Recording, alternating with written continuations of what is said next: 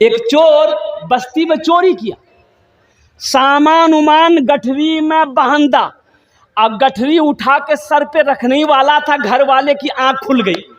आंख खुल गई तो लिया लट्ठी, बोला की रे तुम्हें चोर ना की, तुम्हारी खैरियत लेते हैं। वो चोर गठरी लेके भागा, बोला बाप घर वाला जग गया है। और ये चोर आगे देखा कि मस्जिद है, मस्जिद की दीवार को छलांग करके गठरी को एक तरफ रख दिया और नियत बांध के खड़ा हो गया। बस्ती वाला इधर देखा उधर देखा, चोर कहाँ गायब हो गया?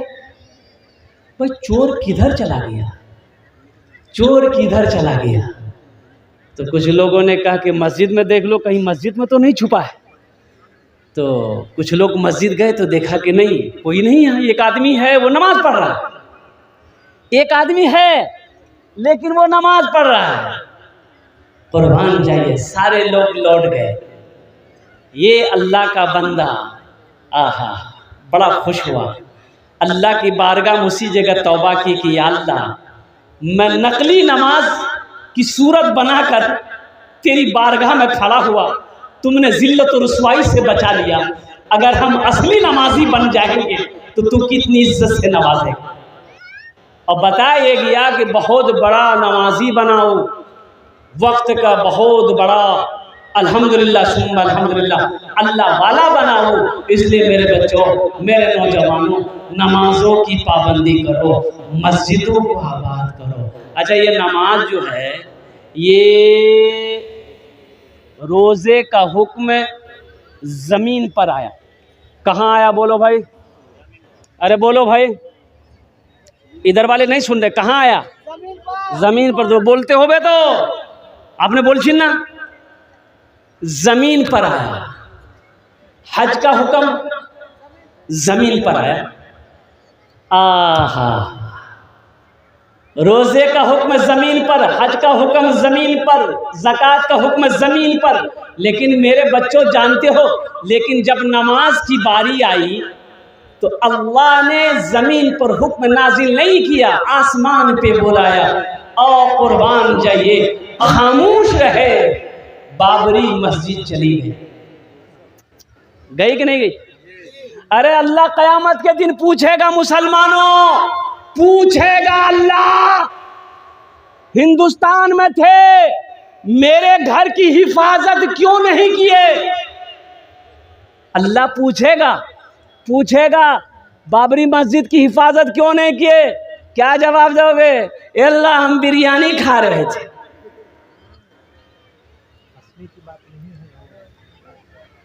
मेरे बच्चों, हंसने की बात नहीं है, अफसोस का मकाम है।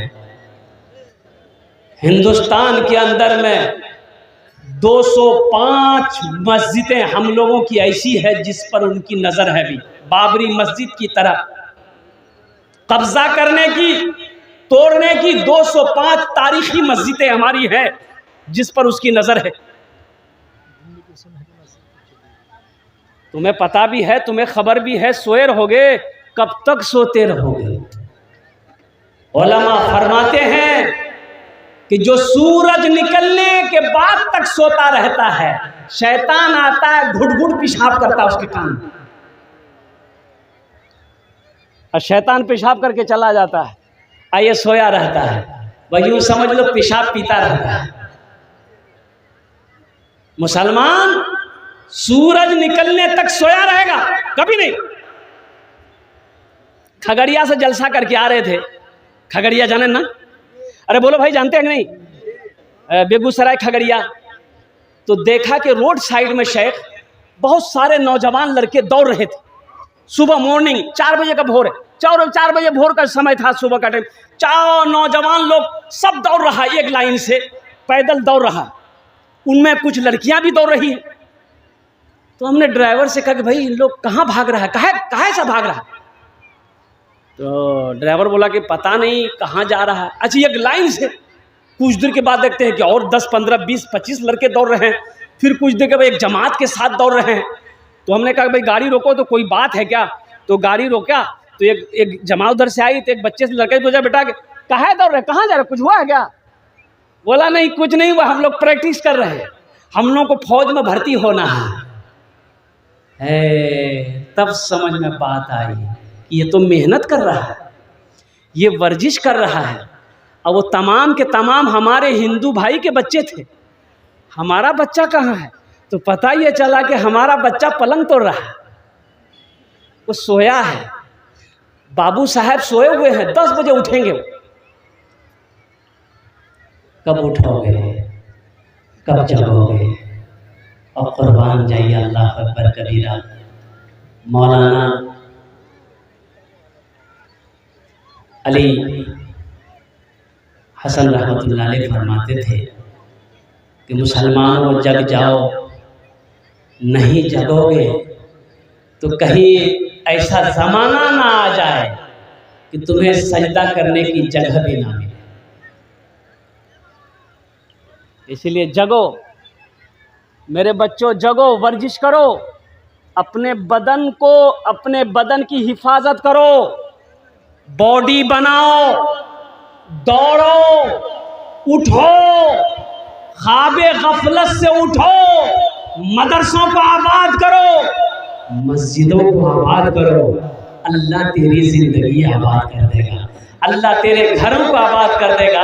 आज हम शिकायत करते हैं, शेख दुआ तो करते हैं, कबूल नहीं होती है, जबकि अल्लाह कुरान में कहता है उदऊनी अस्तजिब लकुम, कुर्बान जाओ, मेरा रब कहता है मेरा बंदा तू मांग, मैं तेरी दुआ को कबूल करूंगा। आज क्या वजह है हमारी दुआएं कबूल नहीं हो रही है? हम हाथ तो उठाते हैं, हमारी दुआ रद्द हो जाती है। इसकी वजह यही है कि हमने अपने रब से रिश्ता को तोड़ा है, हमने अपने रब से दूरी बना ली है, हम अपने रूह रब से दूर हो गए हैं, हम अपने अल्लाह से दूर हो चुके हैं। इसलिए मेरे बच्चों, मेरे रब के करीब हो जाओ, मेरे अल्लाह के करीब हो जाओ, अपने अल्लाह के करीब हो जाओ और कुर्बान जाओ। अलस्तु बिरब्बिकुम, कुर्बान जाओ। क्या जवाब है?